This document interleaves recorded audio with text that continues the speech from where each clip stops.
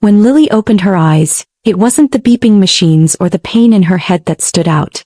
It was her mother, counting money by the hospital bed. Her fingers moved quickly through a stack of $100 bills like she was dealing cards at a casino. "She's awake," said her father, not even glancing up from his phone. He was scrolling through pictures of luxury cars. Lily's throat felt dry. Her vision was blurry, but she forced out a hoarse whisper. What are you doing?" Her mother quickly slipped the money into a designer handbag Lily didn't recognize. "Oh, Lily, honey," her mother said sweetly. "How are you feeling? The doctor said the surgery went well. You might have some issues going forward, but at least you're alive." "Issues?" Lily asked, still groggy. Her mother patted her hand like she was a child. "Permanent challenges, sweetheart. You might have trouble walking or speaking clearly. But don't worry, we'll take care of everything." Lily tried to sit up, but her left side wouldn't move. It felt heavy, lifeless. "The money," she muttered. Her mother smiled calmly. "Don't worry about that. We've handled it. We sold that tiny house of yours while you were in surgery. You won't need it anymore. Not in your condition." Lily blinked in shock. "You sold my house?" Her voice cracked. "Where are you watching from today? Kindly hit like, comment and subscribe to this channel for more." "That house," her father said, finally looking up. "You worked so hard for that little thing, we know. But sweetheart, it's for the best. You gave us power of attorney, remember? We had to make decisions fast. The market was great. We got $400,000. Lily's heart raced. "I gave you medical power of attorney," she said slowly. "That doesn't mean you could sell my home." Her father shrugged. "We figured you'd be too emotional to handle it. We've already started planning your care. A comfortable facility with professionals. You'll be safe there." A facility. They had already written her off. Lily stared at them, barely believing what she was hearing. The house had meant everything to her. It was her first big goal, bought when she was only 25. She had worked overtime as a nurse to save the down payment. She painted the walls herself, fixed the roof, planted vegetables in the backyard. It wasn't just a house, it was her independence. And now it was gone. Her mother giggled softly like Lily was being silly. "Come on, don't be dramatic. We're your parents. We know what's best for you. Besides, the sale is done. It was finalized yesterday while you were still asleep." They stayed a little longer, chatting casually about their plans. Her mother wanted a trip to Europe. Her father was excited about buying a new car. They spoke about Lily in the past tense as if she wasn't even there. "You'll get the best care, sweetie," her mother said, standing up. "We'll visit often." And then they left just like that. Lily was alone. The room was quiet, but her mind was screaming. She couldn't move much, but inside she burned with rage. They had stolen her life while she was unconscious. But what they didn't know, what she wouldn't tell them, was that she was getting stronger every single day. Each day after that, Lily pushed herself. The nurses were surprised at how determined she was. Her left arm twitched. Her leg moved slightly by day 3. Her speech, once slurred, became clearer with every word. But Lily said nothing about her progress to her parents. Let them think she was weak. Let them keep talking about nursing homes. She had something better planned.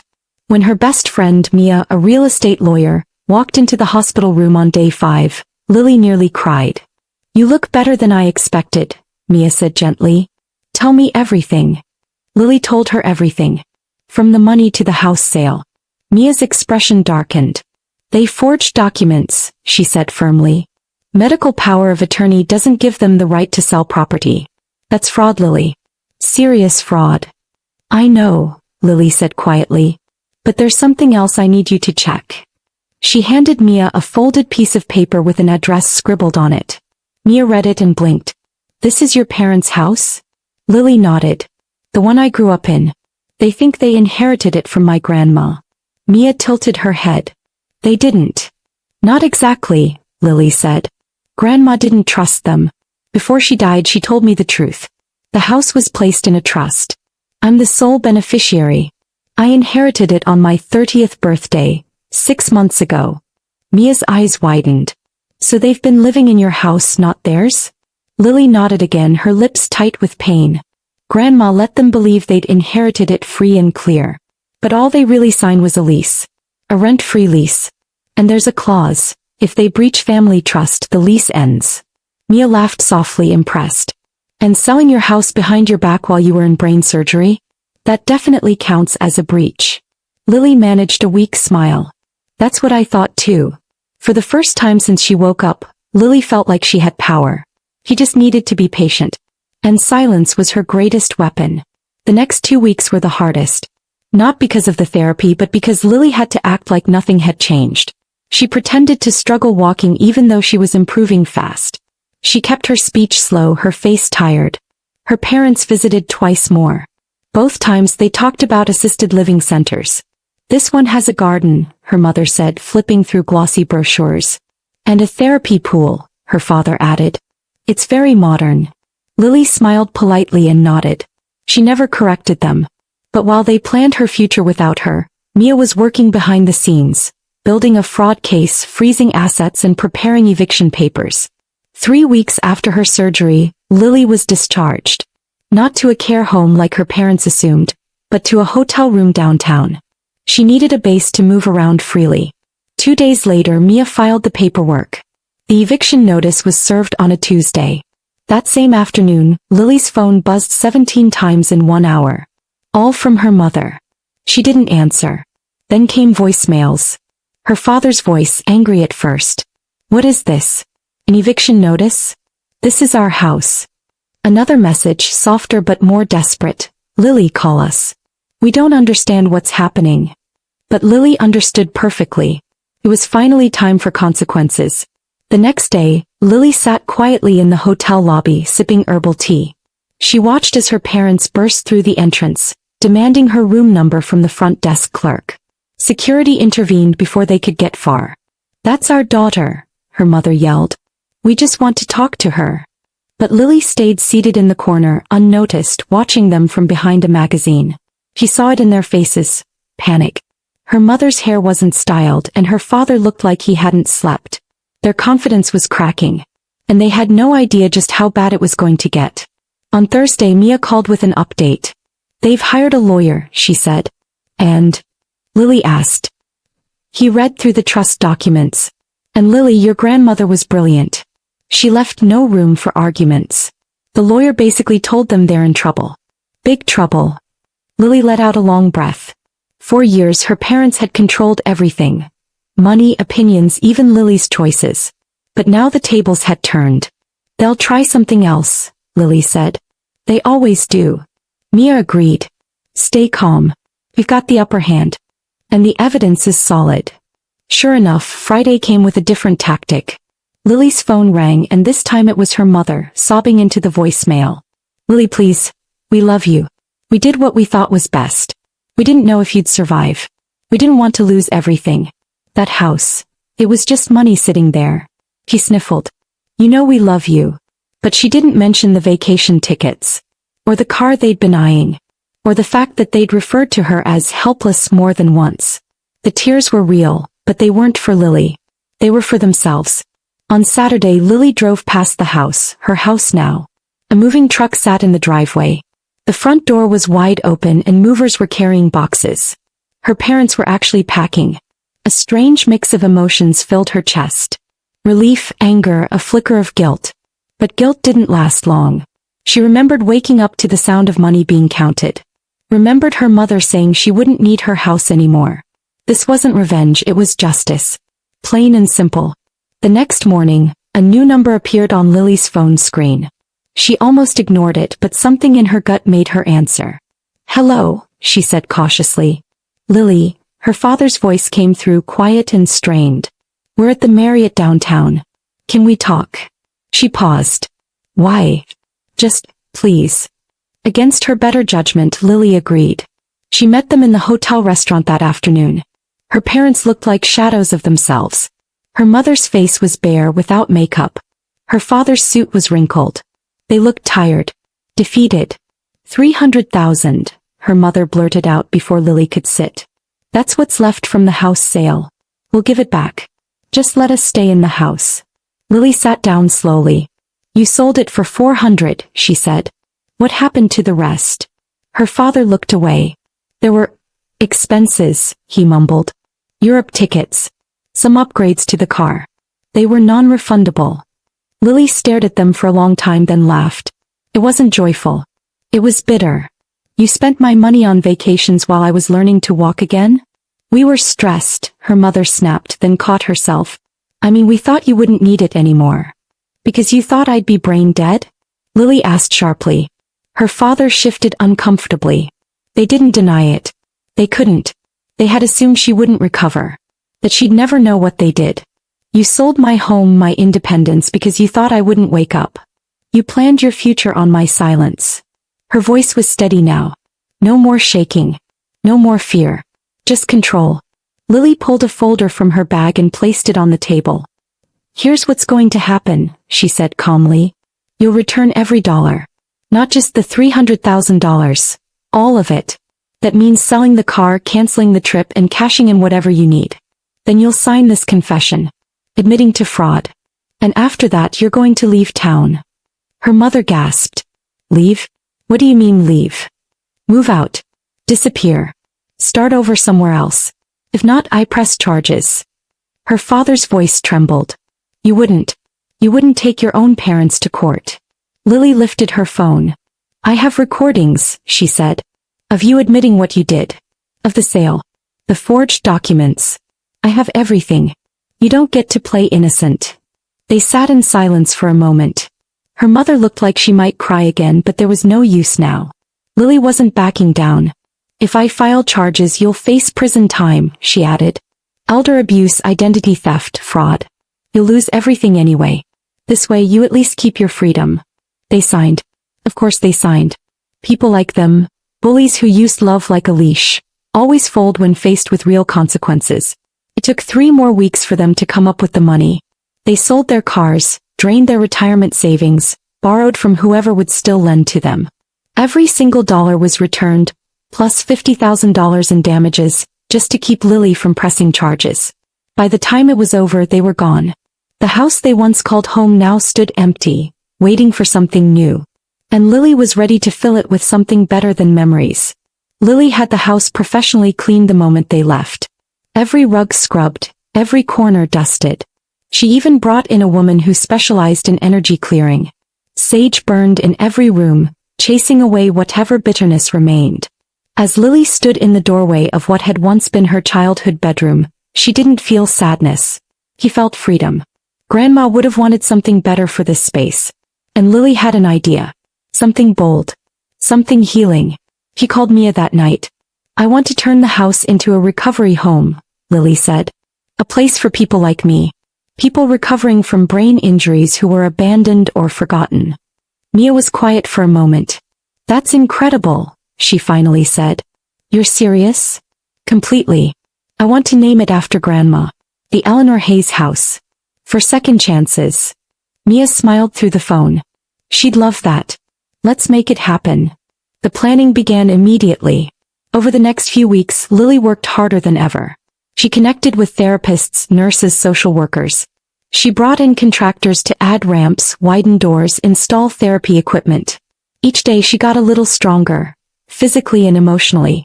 She didn't tell many people the full story. Just that she was starting something new. Something meaningful. But word traveled fast. By the time the house opened, it was full. 12 residents moved in the first month. There was an art therapy room on the second floor. A shared kitchen. A garden where residents learned to plant herbs and vegetables, just like Lily had once done. She spent hours there helping someone grip a trowel or guiding them as they learned to balance again.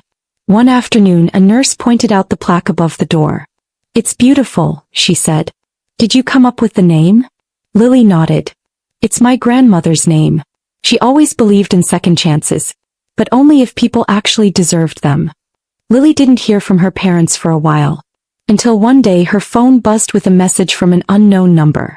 She almost ignored it, but curiosity won. It was her mother. The message was short. How could you do this to your own parents? Lily stared at it for a second, then typed back. The same way you did it to your daughter. Except I waited until you were awake. She hit send. There was no reply. That silence told her everything she needed to know. Later Lily found out they had moved to Florida. They were renting a 1-bedroom apartment, working part-time jobs at a local strip mall. They had fallen fast. No retirement funds. No house. No luxury vacations. Sometimes Lily felt a tiny flicker of guilt. But then she'd remember that hospital room. The counting money. The designer bag. The brochures for care homes. They had planned for her to disappear quietly. But she hadn't. The truth was they were right about one thing. Lily didn't need that little bungalow anymore. She needed something bigger. Stronger. She needed purpose. The Eleanor Hayes house gave her exactly that. It was more than bricks and wood. It was a lifeline. Every resident there had a story, a scar, a reason they'd been tossed aside. Lily listened to them all. Some nights she sat by the fire pit in the garden, listening to someone cry or laugh or simply breathe in peace. One evening, Lily got a call from a woman in another state. Her voice shook as she spoke. "My family tried to sell my condo while I was in a coma," she said. "They said it was for my care, but I don't believe them. I heard about your house. About what you went through." Lily listened quietly, her heart heavy. Then she said, "Call Mia. I'll text you her number. And if you need a place to stay, we have an open room." The woman burst into tears. "Are you sure?" "Yes," Lily said. "You deserve a second chance too." The woman moved in the next day. Lily gave her room 3, the one with the window that overlooked the garden. It had once been her parents' bedroom. Now it held someone who had been thrown away just like Lily once was. She watched the woman run her fingers across the bedspread, tears in her eyes. "Thank you," she whispered. Lily just smiled. "Welcome home." She didn't need praise. Just knowing someone had found safety was enough. Sometimes, Lily stood in front of the mirror, tracing the faint scar across her scalp. It had healed into a thin white line. A reminder. Not of pain but of power. She remembered everything, waking up alone, the betrayal, the decision to fight. That moment when she realized, if her parents wanted to bury her, they should have made sure she was actually dead. They hadn't. And now she owned the ground they used to stand on. Lily spent her mornings walking the garden path with the residents. She knew every bend in the walkway, every flower blooming along the side. Some days were harder than others. There were setbacks, medical scares, emotional outbursts. But Lily handled them all with quiet strength. "You understand," one man said during group therapy. "Because you've been there." She nodded. "I woke up in a bed just like this one. And the people who were supposed to love me had already moved on." Word about the Eleanor Hayes house spread quickly. Nurses referred patients. Social workers reached out. Even some local newspapers wrote about the home for abandoned recovery patients. Lily never stepped in front of the camera. She wanted the house to be about healing, not attention. But one photo of her helping a resident hold a paintbrush with a trembling hand made the front page. The caption read, "Where people get more than a second chance, they get their dignity back." One day Mia brought by a letter. "From your old neighbor," she said, handing it over. Lily opened it carefully. It was from Mrs. Green, the elderly woman who lived across the street from her parents' house. "I never knew what really happened, but I always knew you were different from them," it read. "Your grandmother would be so proud of you." Lily folded the letter and placed it in her desk drawer. She didn't need validation, but those words warmed a part of her that still felt the sting of her parents' betrayal. Every Sunday, Lily lit a candle in the house's small meditation room. It was quiet there, peaceful. She'd sit alone for a few minutes, eyes closed, thinking of everything she had survived. Brain surgery, fraud, rejection, but also recovery, growth, purpose. Sometimes she whispered a thank you to her grandmother. Not just for the house, but for believing in her even when Lily hadn't known how to believe in herself. "You gave me the tools," she'd whisper. "I just had to wake up and use them." That spring, one of the residents graduated from outpatient therapy. Lily helped him pack his things and gave him a small plant from the garden as a gift. "What's this for?" he asked. "To remind you that healing grows where you water it," she said. He hugged her tightly before walking out the front door. No wheelchair, no cane, just determination. Lily stood on the porch watching him go. Behind her, the house buzzed with soft music and voices. Life was happening. Real, powerful life. Late one night, her phone rang again. A social worker from a nearby hospital had a patient who'd just woken from a coma. "Her family took everything," the woman said. "They drained her savings, moved into her apartment, and won't return her calls." Lily took a deep breath. "Tell her to come here," she said. "We'll make room." The doors of Eleanor Hayes' house were always open to people with broken bodies and broken trust. And Lily made sure they were never turned away. At the house's 1-year anniversary, Lily stood at the garden gate, holding a pair of shears. Around her were residents and friends clapping and smiling. She cut the red ribbon stretched across the gate's new sign. It read, "The Eleanor Hayes House for Second Chances." A reporter asked if she had anything to say to mark the moment. Lily smiled and stepped up to the microphone. "Some of us weren't given love the way we deserved," she said. "But that doesn't mean we stop giving it. This house is proof of what happens when love is restored." Someone asked her if her parents had ever apologized. Lily shook her head. "Not really. They tried to justify. Then they vanished. And that's fine with me." "Would you ever take them back?" another person asked. Lily looked around at the faces in the garden, faces full of hope, strength, and resilience. "No," she said softly. "I'm not angry anymore. But I've learned that forgiveness doesn't mean forgetting. Sometimes the best thing you can do for yourself is move forward without the ones who held you back." That night, Lily sat alone on the front steps watching the stars. A cool breeze brushed against her skin. She touched the scar on her scalp out of habit.